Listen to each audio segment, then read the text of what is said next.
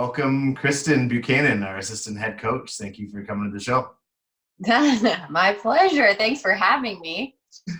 All right. So how are you holding up in Scarborough now that you're with your husband and not being able to go out, considering you were living in Belleville so far away from him before. So how are you coping under all these circumstances? Well, you got to be careful what you wish for, because all I wanted was, I was like, I just want to spend time with my husband.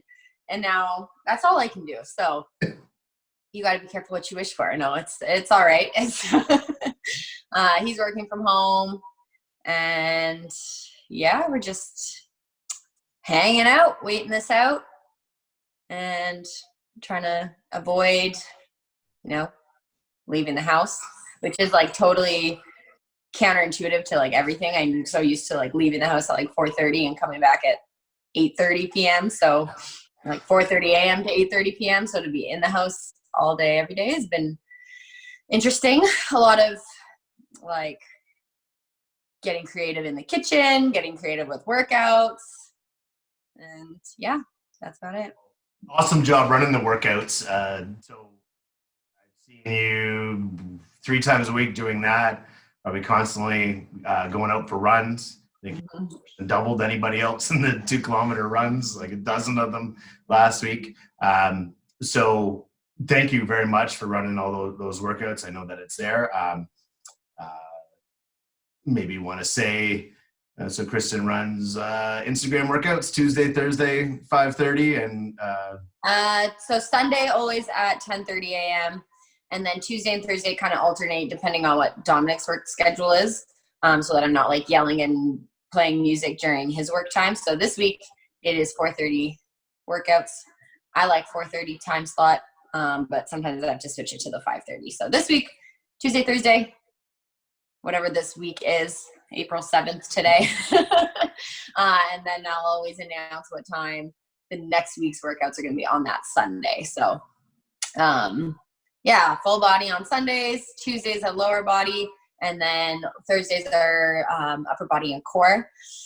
And I just try to have limited equipment, or have exercises that you can either use equipment or not use equipment, or use, instead of dumbbells, grab soup cans, or instead of dumbbells, use resistance bands. So lots of different options for whatever you have. I myself I have one long resistance band, a couple of smaller resistance bands, and then one dumbbell, one 20-pound dumbbell. And that's like, I'm getting really good workouts. I feel fit. I wish I could go to the gym, mostly because I miss like seeing people, but yeah, you definitely don't need a lot to get a good workout in. So if anybody hasn't tried them out and wants to join me, it's at Kristin B Fitness. Kristin B _fitness, and Kristin is KRISTININ.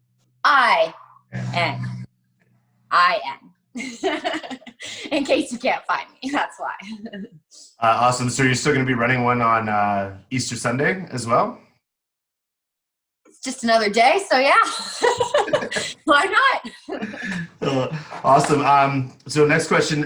So explain the feelings you have being off deck and away from coaching our incredible swimmers.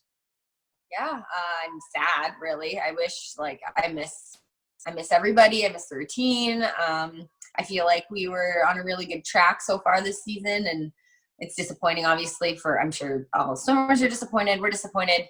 I guess the only sort of comfort is that literally everybody in the world is in this position. So it's not unique to us. Like, we'll all be dealing with it moving forward. So whatever you can do now, like sleeping enough, eating right, working out in whatever way you can, try to stay fit. That I think when we get back in the water, we'll really be able to tell who prioritize other aspects of their health. So I'm disappointed and I'm sad, and just like everybody else, but under no circumstances will focusing on the negative, uncontrollable things in our life ever benefit us. So yeah, it sucks. How can we make it suck a little less? So Yeah. All right, let's go back to your swimming days. You got any of your, or what are some of your fondest memories from swimming, both as a Barracuda and even as a Titan when you first started? Yeah, I have so many memories. I started my swimming career in North Bay at 9, and you were one of my very first coaches back in North Bay. So for anybody who didn't already know that, Brandon was one of my first coaches, and now 16 years later, full circle. 17 years later, full circle. And now I'm working with him. So that's pretty cool. And it kind of goes to show like how tight knit the swimming community is, and just like how strong those strong and long those relationships can be.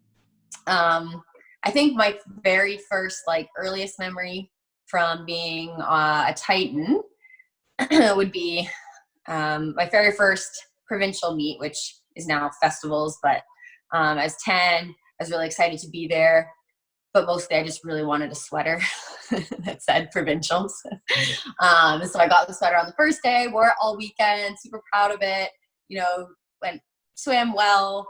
But mostly I just really wanted to like go home with my sweater and wear it to school with my medal. And, I still have that sweater, and it was like that. Everybody knows you go to swim meets for the sweater, right? I'm just kidding. But I was really pumped about that sweater. So end of the meet, Sunday, come out of the change room, my family's standing there, and I just stop dead in my tracks. Because I'm like, look at my sister, who doesn't even swim at this point because she's 7. And Courtney has on this provincial sweater. And I'm like, what are you wearing? I dropped my bag, and I was like, what is that? You didn't qualify for provincials. You don't even swim. And my dad goes, oh, it was on sale. It was 50% off, so I got her one. And I was so mad. I wanted him to return it, and she's just standing there like, what? I got a sweater too, and I didn't do anything. And I wouldn't let her wear it to school. Like, I was very adamant about that. And so I held on to that grudge for like a good long while and brought it up randomly over the years. And then finally, like 7 years later, Courtney was about 14, and she qualified for age group nationals, and I didn't. And so she brought me back an age group national sweater, and I didn't qualify, but she did. And so she got her sweater, and she brought me back one too. And then, said, hey, we're even. So I'm not allowed to bring it up anymore, except for in this video, because it's a good story.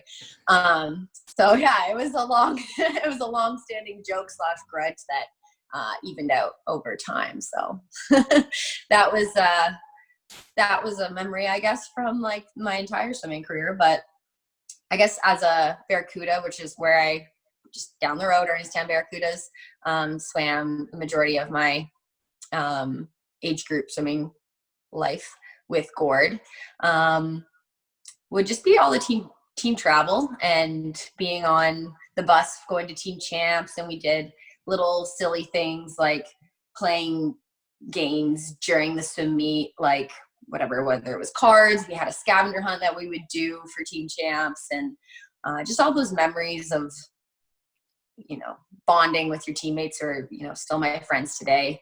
So I think that's what it really comes down to too at the end of your swimming career. Like, yeah, best times are awesome, but I don't remember any of them from those swim meets. But I can remember specific silly things that we did, dancing on deck, funny cheers we came up with, stuff like that. So it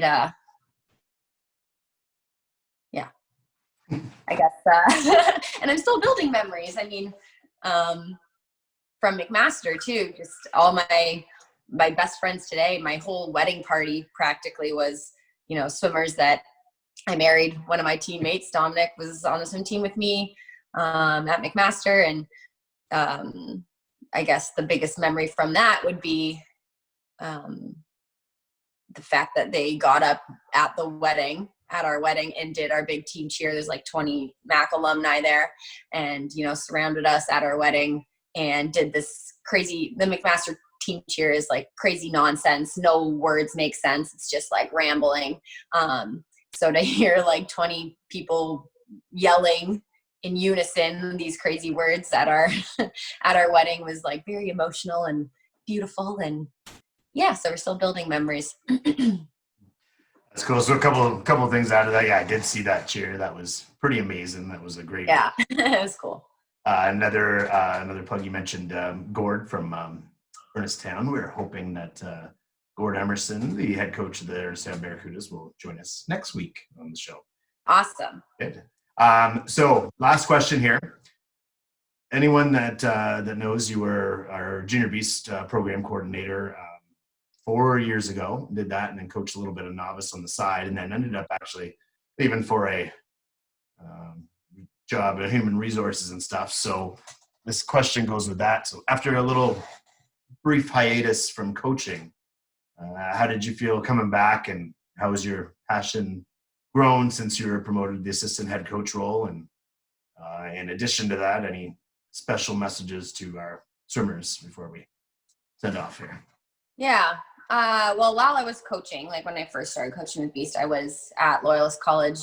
After McMaster, I went and did post-grad in human resource management. And just honestly, because I, didn't really know, what do you do with a psychology degree when you're not going to go do more psychology? So at the time, that was kind of what all the graduates were doing, some kind of post-grad in human resources or something along those lines.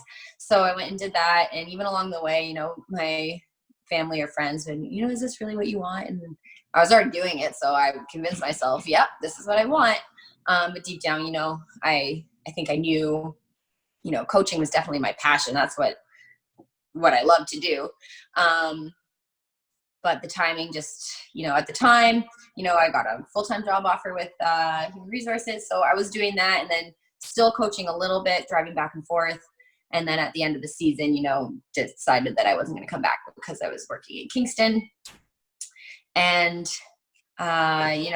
just everything kind of just aligned and the timing worked out. I'm not really someone who chalks things up to fate or anything like that, but I feel very fortunate and very lucky that the timing worked out, that I was able to come into this position, because it's just like, I never imagined that my career could be like so fulfilling. Like I really, I was ready to just like put my head down for the rest of my life, I guess, at this desk job. And, not something I loved, but that was okay.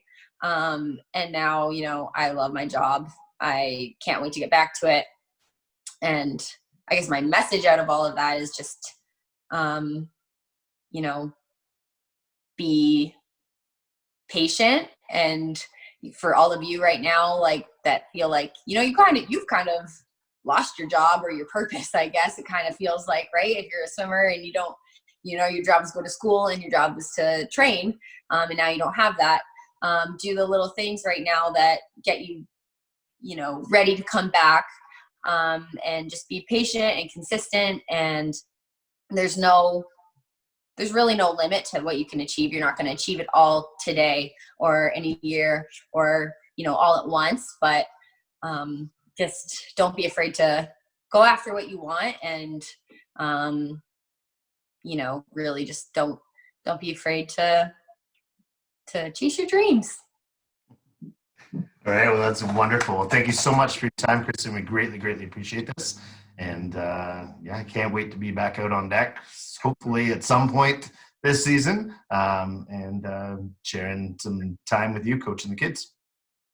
Yes, I can't wait. I miss everybody. I miss the smell of chlorine and all those good things. Okay. Well, thank you, Kristin. Take care. All right. Bye.